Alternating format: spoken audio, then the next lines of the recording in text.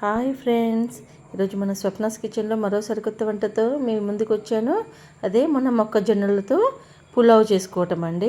మొక్కజొన్నలతో మాకు గెరలే కాకుండా పులావ్ కూడా ఎలా చేసుకోవాలో నేను ఇప్పుడు చూపిస్తున్నాను.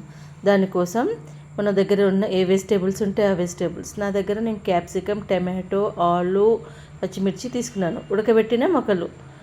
ఫస్ట్ మొక్కల్ని ఉడకబెట్టుకోవాలండి. తర్వాత 2 గ్లాసుల బియ్యం తీసుకున్నాను, ఒక ఆనియన్, హోల్ గరం మసాలా. తర్వాత కుక్కర్లో వేస్తున్నానండి నేను, ఈజీగా అయిపోతుంది అనేసి. సో ఫస్ట్ నెయ్యి వేసుకొని హోల్ గరం మసాలా ఉంది కదా, అది నెయ్యి ఆయిల్ కలిపి వేసుకోవాలి. కలిపి వేసుకున్నాక మనం గరం మసాలాలను వేసుకోవాలి. తర్వాత మన దగ్గర ఉన్న వెజిటేబుల్స్ ఫస్ట్ పచ్చిమిర్చి కానీ క్యాప్సికమ్ అట్లా ఒకదానొకటి వేపుకుంటూ ఉండాలి. తర్వాత ఆనియన్ వేసుకొని వేపుకోవాలి.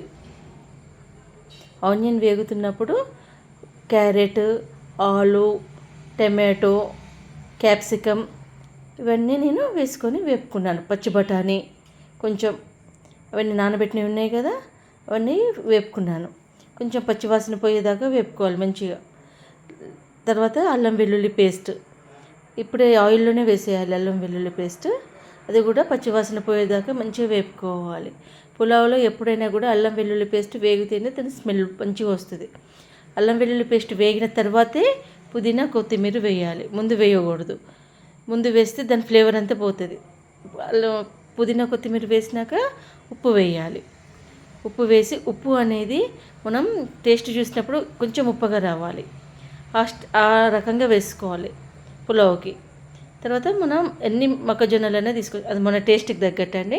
నేను 2 గ్లాసుల రైస్కి హాఫ్ బౌల్ తీసుకున్నాను.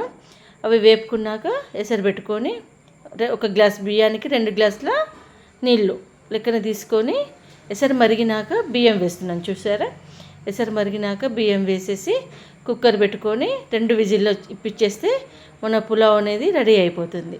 మీరు కూడా ఇలా చేసుకొని ఎలా వచ్చిందో కామెంట్ బాక్స్లో కామెంట్ పెట్టండి. నా వంట మీకు నచ్చితే నా ఛానల్కి లైక్, షేర్ అండ్ సబ్స్క్రైబ్ చేయండి. స్వప్నాస్ కిచెన్.